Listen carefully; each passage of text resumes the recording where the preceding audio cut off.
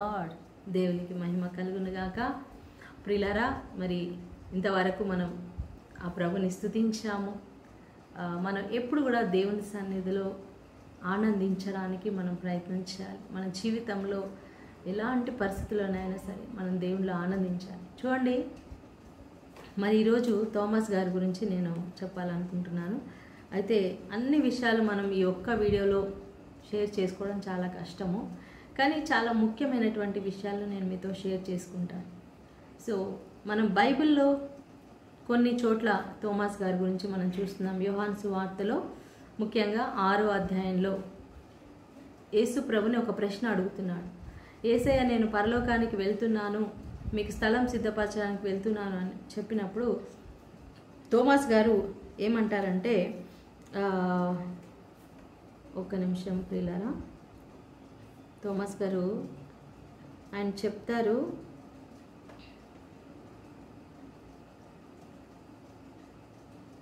స్తోత్రం, హల్లెలూయా హల్లెలూయా.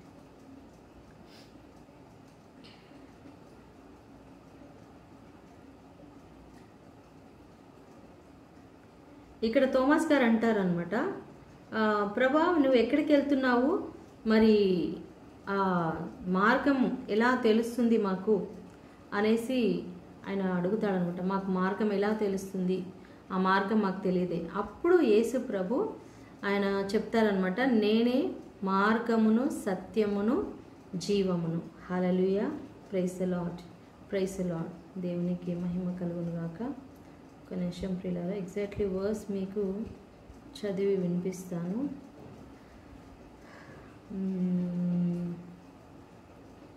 హల్లెలూయా, sorry,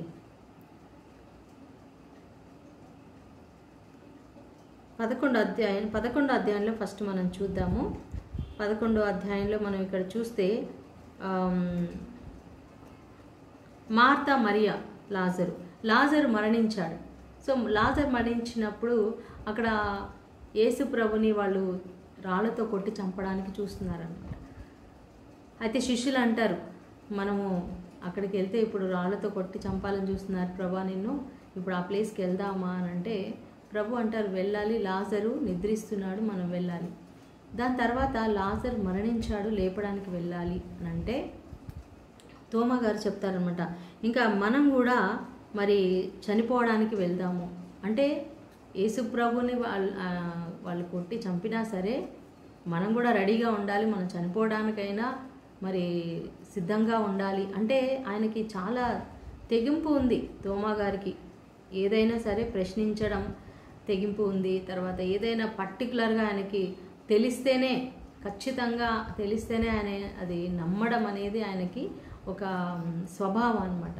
so ఇక్కడ ఈ ప్రశ్న అడిగినట్లుగా ఈ మరి యేసు ప్రభుతో అక్కడున్న శిష్యులతో కూడా మనం మరణించడానికి వెళ్దాము, అవసరమైతే లాజర్ కోసం, లాజర్ని స్వస్థపరచడానికి, లాజర్ని లేపడానికి, అంటే లేపాలి అనేది ఉద్దేశం వాళ్ళకి తెలియదు, బట్ స్వస్థపరచడానికి అనేసి అనుకుంటున్నారు. మనం వెళ్దాము, ఏమైనా సరే వెళ్దాము అని తెగింపు ఉందన్నమాట. సో ఈ 2 సందర్భాల్లో చూస్తాము. తర్వాత 3వ సందర్భంలో మనం చూస్తాము ఎక్కడ అంటే, మరి యేసు ప్రభు పునరుద్ధానుడైనప్పుడు శిష్యులకి ఆయన ఫస్ట్ టైం కనిపించినప్పుడు వాళ్ళతో పాటు తోమా గారు ఉండరనమాట. ఆ రోజు మరి ఆయన మిస్ అయిపోయాడు దేని గురించో. సో యేసు ప్రభు శిష్యులను కలిశాడు, వాళ్ళు ఆయనను చూశారు, ఎంతో సంతోషించారు, ప్రభు వాళ్ళతో మాట్లాడారు. వాళ్ళు చాలా ఆనందంగా షేర్ చేసుకుంటారు అనమాట, మేము ప్రభుని చూసాము, తోమా వచ్చినప్పుడు తోమా నువ్వు మిస్ అయిపోయావు అని చెప్పినప్పుడు తోమా అసలు నమ్మడనమాట. ఏంటి యేసు ప్రభు ఎలా కనిపిస్తాడు, ఆయన ఎంత ఘోరంగా ఆయన శిలువ మరణం పొందుకున్నాడు, శిలువలో ఆయన 3 మేకులతో కొట్టి చంపేశారు, ఆయన హృదయంలో కూడా బల్లెంతో పొడిచారు, ఆయన సమాధి చేశాము, ఇప్పటికి 3 రోజులు అయిపోతుంది, ఆయన తిరిగి లేవడం ఏంటి అంటే గుర్తు రావట్లేదు. ప్రభు ఆల్రెడీ చెప్పాడు, నేను తిరిగి లేస్తాను అని ఆయన చెప్పిన విషయము ఎవ్వరికీ గుర్తులేదు ప్రియులారా. సో తోమా గారు కూడా నమ్మలేదు, అసలు మీరు చెప్పేది నేను నమ్మను, ఒకవేళ ఆయన నాకు కూడా కనిపించి ఆయన గాయాలలో వేలు పెడితే తప్ప, ఆయన పక్కలో మరి బల్లెముతో పొడిచినటువంటి ఆ పోటు దాన్ని నేను వేలు పెడితే తప్ప నేను నమ్మను అంటాను. అలాంటి అంటే అక్కడ అవిశ్వాసము అని కాదు, అంటే నేను తాకితేనే నమ్ముతాను, చూస్తేనే నమ్ముతాను. అలాంటి వాళ్ళు ఉంటారు కదా, నమ్ముతాను బట్ నా కళ్ళ ముందు జరగాలి, జరిగితే నమ్ముతాను. చూడకుండా ఏది నమ్మడనమాట. కొంతమంది చూసిన తర్వాత నమ్ముతారు. అలాంటి కోవలో ఉన్నాడనమాట తోమా గారు. అయితే ప్రియులారా, నెక్స్ట్ మళ్ళీ యోహాను సువార్తలో మరి 21వ అధ్యాయంలో మనం చూస్తున్నాం, ప్రభు మళ్ళీ అతనికి కనిపిస్తారు. 20వ అధ్యాయంలో కనిపించి వాళ్ళందరూ ఉన్నప్పుడు, తోమా గారు కూడా ఉన్నప్పుడు కనిపించి తోమాని పిలిచి, తోమా చూడు, నా చేతిలో వేలు పెట్టి చూడు అన్నప్పుడు చేతిలో వేలు పెట్టి చూస్తారు. నా పక్కలో వేలు పెట్టి చూడు అని ఆ పక్కలో భల్లెము ఎక్కడైతే పొడవబడిందో అక్కడ కూడా ఆ గాయాలలో వేలు పెట్టి దగ్గరగా తాకి చూశాడు. అప్పుడు ఆయన పలుకుతాడు, నా ప్రభువా, నా దేవా, హల్లెలూయా, ప్రైజ్ ది లార్డ్. అంటే డీప్గా ఆయన చాలా, ప్రభువా నేను నిన్ను అనుమానించాను, నా ప్రభువా అని ఎంతో మనస్ఫూర్తిగా ఆయన యాక్సెప్ట్ చేశాడు. ఆ ప్రభుని అంగీకరించాడు. నా దేవుడు, నా ప్రభువు అని ఆయన అంగీకరించాడు. ఆ రోజు నుంచి ప్రభుని ఎంతో ప్రేమిస్తున్నాడు. ప్రభు పునరుద్ధానుడై వెళ్ళిపోయిన తర్వాత హిస్టరీలో ప్రియులారా, మనకి బైబిల్లో చాలా కొన్ని విషయాలే రాయబడి ఉన్నాయి. మనం యోహాను సువార్తలో చివరి వచనంలో మనం చూస్తే, చివరి అధ్యాయంలో చివరి వచనంలో ఏముంటుందంటే, ఈ గ్రంథములో అన్నీ రాయబడలేదు, ఈ సంగతులను గూర్చి సాక్ష్యం ఇచ్చుచు వ్రాసిన శిష్యుడు ఇతడే, ఇతని సాక్ష్యము సత్యమని ఎరుగుదము. యేసు చేసిన కార్యములు ఇంకను అనేకములు కలవు, వాటిలో ప్రతి దానిని వివరించి వ్రాసిన ఎడల ఇట్లు వ్రాయబడిన గ్రంథములకు భూలోకమైనను చాలదని నాకు తోచుచున్నది. చూసారా, మొత్తము రాస్తే అసలు ఈ భూలోకమే సరిపోదంట. అంతేకాకుండా మనకి అవసరమైనటువంటి విషయాలు మాత్రమే నమ్మి రక్షించబడడానికి మనకు కొన్ని విషయాలు ఇందులో రాయబడి ఉన్నాయన్నమాట. సో మరి చాలా విషయాలు, అంటే ఇప్పుడు అపోస్తులు ఎలా సేవ చేశారు అది బైబిల్లో లేదు. ఓకే, అంటే కొన్ని అపోస్తుల కార్యాలు ఉన్నాయి, కొన్ని ఉన్నాయి. అపోస్తులైన పౌలు ఆయన చేసిన కొన్ని కార్యాలు ఉన్నాయి. కానీ శిష్యులందరూ ఒక్కొక్కరు ఎలా సేవ చేశారు, 12 మంది శిష్యులు ఎక్కడెక్కడికి వెళ్ళారు. మార్కు గారు ఈజిప్టు దేశానికి వెళ్ళారు. అలాగే ఒక్కొక్కరు ఒక్కొక్క దేశానికి వెళ్ళారు. అయితే ఈరోజు తోమా గారి గురించి మనం నేర్చుకుంటున్నాం కాబట్టి, తోమా గారు మరి ఎన్నో వేరే వేరే దేశాలు కూడా ఆయన వెళ్ళారంట. మరి తర్వాత ఆయన మరి ఇండియాకి, భారతదేశానికి ఎలా వచ్చాడు, ఆయనకి భారతదేశానికి రావడానికి అసలు ఇష్టం లేదు. శిష్యులందరూ కూడా చీట్లు వేసుకున్నప్పుడు, ఎవరెవరు ఏ దేశానికి వెళ్ళాలని చీట్లు వేసినప్పుడు తోమాకి భారతదేశం అనే పేరు వచ్చిందంట. అయితే ఆయన ఒప్పుకోలేదంట, నేను వెళ్ళను అక్కడికి అనేసి చెప్పాడంట. సో పేతురు గారు చాలా రిక్వెస్ట్ చేశారు నువ్వు వెళ్ళాలి అని, కానీ ఆయన వెళ్ళలేదు. అయితే భారతదేశంలో మరి ఒక రాజు, ఆయన తన రాజ్యంలో కొన్ని మంచి డిజైన్ కట్టడాలు కట్టించుకోవడానికి, చెక్కడాలు చెక్కించుకోవడానికి మంచి శిల్పకారులు కావాలి అని అడిగినప్పుడు మరి వాళ్ళందరూ కూడా వెతికారనమాట. ఎక్కడ దొరికారు అంటే, ఇజ్రాయెల్ దేశంలో తోమా అనే భక్తుడు, తోమా అనే వ్యక్తి, ఆయన బాగా చెక్కతో, అంటే అన్నీ ఆయన వడ్రంగి పని చాలా నైపుణ్యంగా చేస్తాడు. అయితే ఆ సైనికులు ఎవరైతే ఉన్నారో, ఆ యొక్క దేశంలో ఉన్నటువంటి రాజు కింద పనిచేసే వాళ్ళు, ఆ మంత్రులు, వాళ్ళందరూ కూడా పంపిస్తారనమాట. తోమాస్ గారిని పిలిపిస్తారు, ఆ రాజుగారు పిలిపిస్తారు. పిలిపించి మరి ఆ పని కోసం అని పిలువబడతాడు. యాక్చువల్గా ఆయన పరిచర్య కోసం రాలేదు, కానీ రాజుగారు పిలిపించారు కాబట్టి మరి ఆయన ప్రార్థన చేసినప్పుడు యేసయ్య చెప్పాడు నువ్వు వెళ్ళాలి అని. మరి అంటే చూడండి, ఆయన దేవుడి చిత్తం, ఆయన భారతదేశం రావడానికి ఆయనకి ఇష్టం లేకపోయినప్పటికీ, ఆయన వెళ్ళకుండా ఆగిపోయినప్పటికీ దేవుడు ఇంకొక మార్గంలో ఇంకొక వ్యక్తి ద్వారా పిలిచాడు. అంటే ఇక్కడ మనకు అర్థమవుతుంది ఏంటంటే, మనము దేవుడి పని ఏదైనా ఒకటి చేయలేదనుకోండి, మనకి ఇష్టం లేక, అది ఆయన ఏదో విధంగా ఎవరి ద్వారానో ఆ పని చేపిస్తాడు, ఆ కార్యం మన ద్వారా ఆయన జరిగిస్తాడు. కాబట్టి డోంట్ వరీ, మీరు ఏదో చేయలేదు, నేను ఒకటి మానేశాను, చేయలేకపోయినా అనుకోకండి. దేవుడు ఇంకొకసారి అవకాశం ఇస్తాడు తప్పకుండా. సో అలా తోమా గారి మన ఇండియాకి రావడం జరిగింది. కేరళ రాష్ట్రంలో అడుగు పెట్టారు. మరి సముద్రం మార్గము ద్వారా ఓడలో ఆయన వచ్చారు. మరి ఇక్కడ ఎన్నో ఆ రాజుగారికి కావాల్సిన వస్తువులు చేశారు. అలాగనే మరి ఆయన ఎన్నో అద్భుతాలు చేశారు. ఇక్కడ మరి మన కేరళ రాష్ట్రంలో ఉన్నటువంటి బ్రాహ్మణ్స్కి కానీ, వైశ్యాస్కి కానీ, క్షూద్రులకి కానీ వీళ్ళందరికీ కూడా సువార్త ప్రకటించినట్లుగా మనం చూస్తున్నాం పిల్లరా.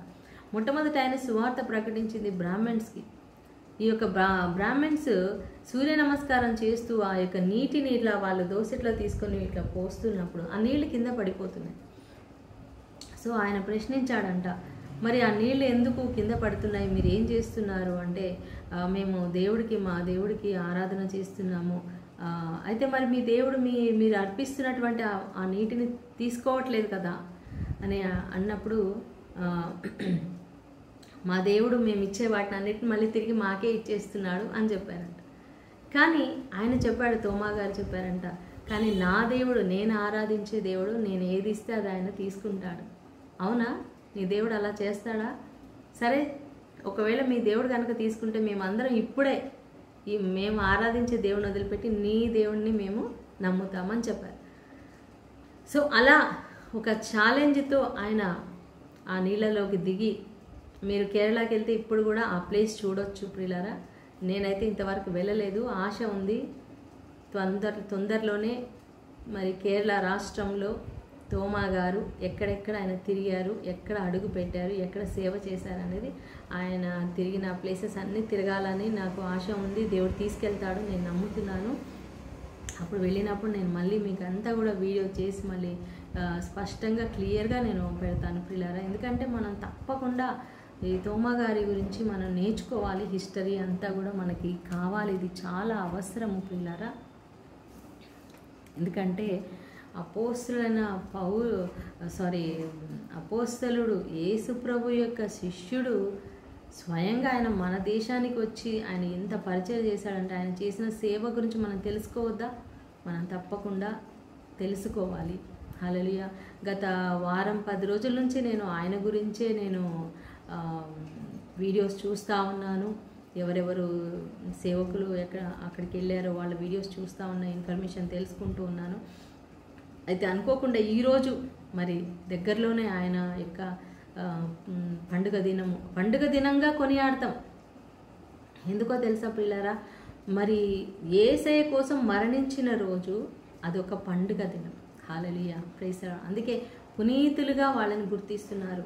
మన యొక్క సంఘము పునీతులుగా గుర్తిస్తూ ఉన్నారు. ఎందుకంటే ఆ రోజు ప్రభు కోసం వాళ్ళు హతసాక్షులయ్యారు. సో తోమా గారు అలా పరిచర్య స్టార్ట్ చేశారు. ఆ రోజు ఆయన మరి ఆ బ్రాహ్మణ్స్ తోటి మాట్లాడుతూ ఆ నీటిని యేసు నామంలో ప్రార్థన చేశాడు. ప్రభువా, నీ ఆజ్ఞ ద్వారా నేను ఇక్కడికి వచ్చాను ఈ దేశానికి, మరి నేను ఇచ్చే ఈ యొక్క నీటిని స్వీకరించి నువ్వు ఉన్నావని, నువ్వు నాతో ఉన్నావని నువ్వు నిరూపించుకో అని ఆయన ఆ వాటర్ని అలా పైకి వేసినప్పుడు ప్రియులారా, ఆ వాటర్ అలాగే ఆకాశంలో నక్షత్రాల చుక్కల్లాగా ఆగిపోయిందంట. అది చూసినటువంటి ఆ యొక్క బ్రాహ్మణ్స్ అందరూ కూడా వెంటనే అప్పటికప్పుడే మరి ప్రభుని విశ్వసించడం జరిగింది. అక్కడ అదే నీళ్ళలో వాళ్ళు మరి నమ్మిన వాళ్ళు మీరు ఈ విధంగా బ్యాప్టిజం తీసుకోవాలని చెప్పినప్పుడు వెంటనే వాళ్ళు బ్యాప్టిజం కూడా తీసుకోవడం జరిగింది ప్రియులారా. అలా మొట్టమొదట మరి మన దేశంలో ప్రభుని విశ్వసించిన వాళ్ళు ఎవరు అంటే బ్రాహ్మణ్స్ మాత్రమే. హల్లెలూయా. అందుకే ఇప్పుడు చూడండి, కేరళ రాష్ట్రంలో ప్రతి ఒక్కరూ చాలా మటుకు 99%, 98% క్రిస్టియన్స్ ఉన్నారు అక్కడ.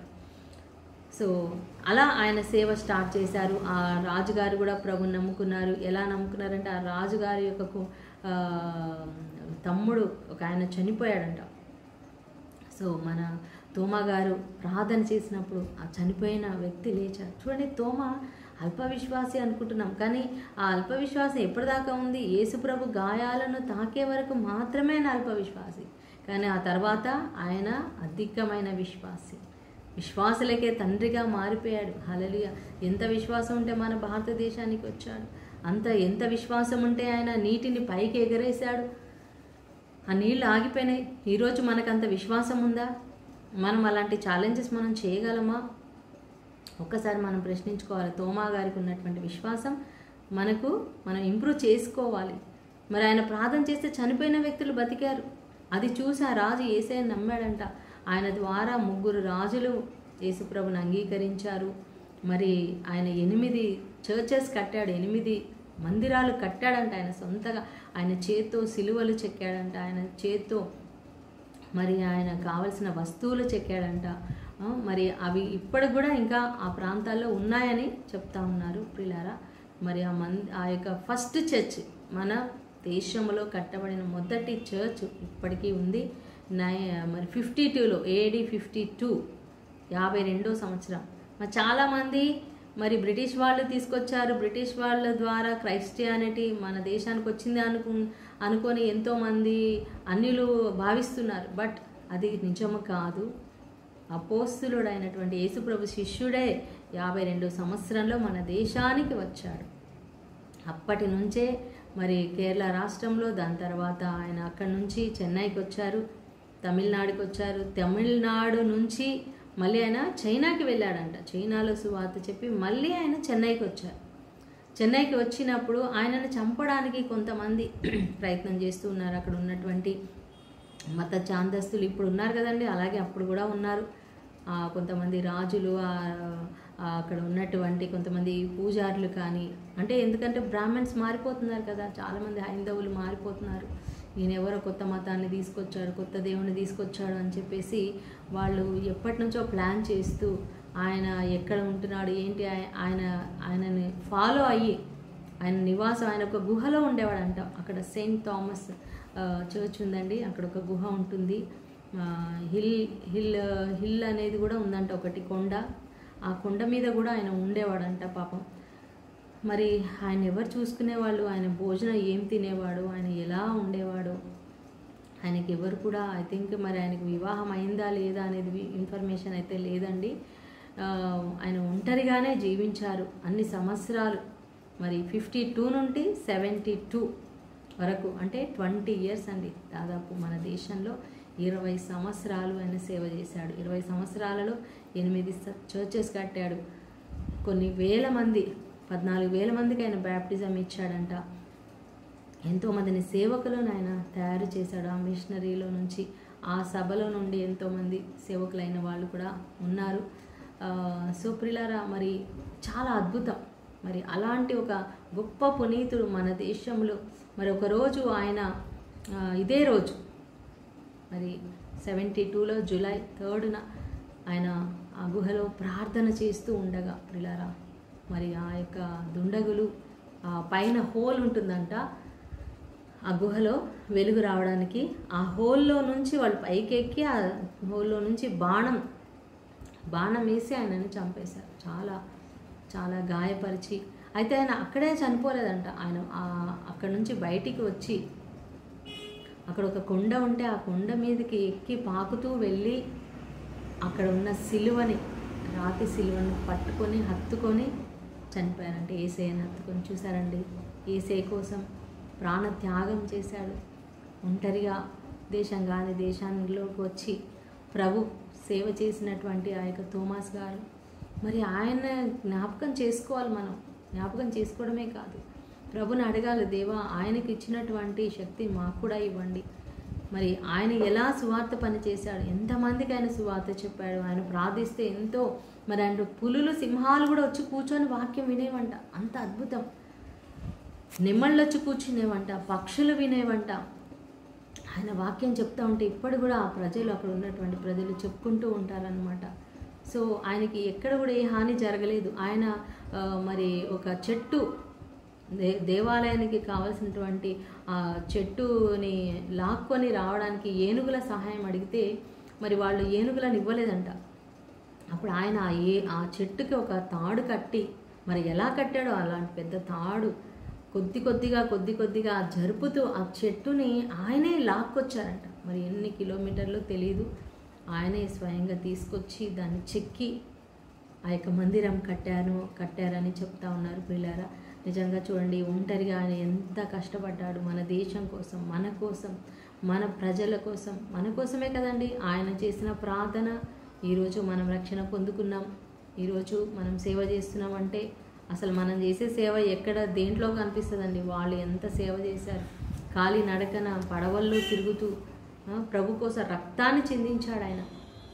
ఈరోజు కనీసం మనం చెమట కూడా రావట్లేదు, చెమట కూడా పట్టకుండా మనం సేవ చేస్తూ ఉన్నాము కదండి. ఎంత ఈజీగా మరి అప్పుడు ఆయన కాలి నడకన వెళ్ళాడు, పడవల్లో వెళ్ళాడు. కానీ ఈరోజు మనం ఇంట్లో కూర్చొని వందల మందికి సువార్త ప్రకటించగలుగుతున్నాం. అంటే ఇప్పుడు ఈరోజు ఈ టెక్నాలజీ ఉంది, ఆ రోజు అట్లాంటి టెక్నాలజీ లేదు. మరి మనం కూడా ప్రభుని తెలియని వాళ్ళ దగ్గరికి మనం వెళ్ళాలి, ఆయన ఇన్స్పిరేషన్గా తీసుకొని. ప్రతి దైవ సేవకులు కూడా, ప్రతి ఫాదరు, ప్రతి ఒక్క ఇవాంజలిస్టు, సువార్థికులు, నేను కూడా పునీత థామస్ గారిలాగా సేవ చేయాలి. అంత ఆయనలాగా మనం చేయలేమనుకోండి, కానీ కనీసం ఆయన ఆదర్శం పెట్టుకొని కనీసం ఒక 1% అయినా నేను చేయాలి, ఆయనలాగా ప్రార్థన చేయాలి. ప్రార్థన చేస్తూ ఉండగా ఆయన చనిపోయారు చూడండి. దేవుడి కొరకు ప్రాణం అర్పించాడు. మరి నన్ను చంపేస్తారు, నేను మళ్ళీ ఇజ్రాయెల్ దేశానికి వెళ్ళిపోవాలి అని వెళ్ళిపోవచ్చు కదా. ఆయన ఇజ్రాయెల్ దేశానికి వెళ్ళలేదు, మళ్ళీ ఆయన ఇండియాకి వచ్చాడు, ఇండియాలోనే చనిపోయాడు. ఇండియాలో మరి తన రక్తాన్ని చిందించాడు. హల్లెలూయా, ప్రైజ్ ది లార్డ్. ప్రియులారా, మరి ఈరోజు ఈ యొక్క గొప్ప పండుగ దినం సమర్పించుకుంటూ, మనం తలంచుకుంటూ దేవునికి మన జీవితాన్ని సమర్పించుకుందాం. మనం ఆ ప్రభు కోసం సాక్షులుగా జీవిద్దాం. పునీత థామస్ గారిలాగా ప్రార్థిస్తాం, సువార్త ప్రకటిస్తాం. మన భారతదేశాన్ని యేసయ్య రాజ్యముగా మనం మారుస్తాం. ఆమేన్. దేవుడి వాక్యం దీవించునుగాక. ప్రార్థన చేసుకుందాం. Hallelujah, hallelujah, hallelujah. Thank you Lord, praise the Lord. నీకే మహిమ ఘనత నైనా ప్రభా. ఈరోజు ప్రభాని నాయన శిష్యుని తలంచుకుంటున్నాం ప్రభా. ఆయన చేసిన సేవను మేము జ్ఞాపకం చేసుకుంటున్నాం నాయన. ఆయన చేసిన ప్రార్థనను జ్ఞాపకం చేసుకున్నాం తండ్రి. ఈ దేశం కోసం ఏమైతే ప్రార్థన చేశాడో అది యేసునామములో నెరవేరును గాక నాయన. అయా, ఆయన చేసిన ప్రార్థన ఈరోజు మేము రక్షణ పొందడానికి, ఈ 2000 సంవత్సరాల తర్వాత మేము రక్షణ పొందుకున్నామంటే ఆయన చేసిన ప్రార్థన అయినా ప్రభానికి స్తోత్రం చెల్లిస్తున్నాం. ఆయనలో ఉన్న అభిషేకం నైనా మాలో కూడా దయచేయండి ప్రభా. అయా, ఆయనకున్న ప్రార్థన శక్తి మాకు కూడా ఇవ్వండి, ఆయనకున్న ధైర్యం మాకు కూడా ఇవ్వండి నేను. ఆయనకున్న ప్రేమ అద్భుతాలు చేసేవారం నైనా, వాక్యం బోధించేవారం నైనా, అయా స్వస్థతలు చేసేవారం మాకు కూడా దయచేయండి నైనా. స్తోత్రం. ప్రతి సేవకునికి దయచేయమని ప్రభా. నీ గొప్ప సువార్థికులుగా మేమందరం కూడా జీవించే కృపను దయచేయమని, ప్రత్యేకమైన అభిషేకం ఈరోజు అందరి మీద కుమ్మరించమని. ఎంతమంది అనారోగ్యంతో ఉన్నారో వారికి ముఖ్యంగా ఇప్పుడే నాయన స్వస్థత కలుగునుగాక, విడుదల కలుగునుగాక నాయన. యేసు నామములో వారి కుటుంబాల్లో అద్భుతాలు జరుగునుగాక నాయన. మరణ పడక మీద ఉన్న బిడ్డలను లేపండి నాయన, స్వస్థత పరచండి నాయన, జీవంతో నింపండి నాయన.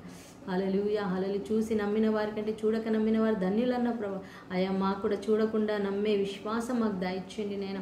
తోమా గారు ఫస్ట్లో అవిశ్వాసంతో ఉన్న తర్వాత ఎంతో అధిక విశ్వాసంతో ఆయన జీవించారు నాయన. అలాంటి మాకు కూడా నేను అధిక విశ్వాసాన్ని దయచేయను తండ్రి. హల్లెలూయా. మా ప్రభువా, మా దేవా, నీవేనైనా మా దేవుడు, మా రక్షకుడు, మా తండ్రివి నాయన. నీ కొరకు జీవించి నీ సేవ చేసి నాయన, చివరిగా నీ చిత్తములోనేనైనా మా జీవితాన్ని నైనా మీ చిత్తానుసారంగా అయా ముగించుకునే కృపను మా అందరికీ కూడా దయచేయమని యేసు పరిశుద్ధ నామములో ప్రార్థించి పెట్టుకుంటున్నాం తండ్రి. ఆమేన్, ఆమేన్, ఆమేన్. సో ఈ వీడియో మీకు నచ్చినట్లయితే లైక్ చేయండి, షేర్ చేయండి ప్రియులారా. ఈ సువార్తను అనేకులకు అందించాలని, మీరు కూడా సువార్త ప్రకటించండి. మీకు వీలైన వాళ్ళందరికీ కూడా యేసు గురించి చెప్పాలని మనం చేస్తున్నాను. Thank you. God bless you. Shalom.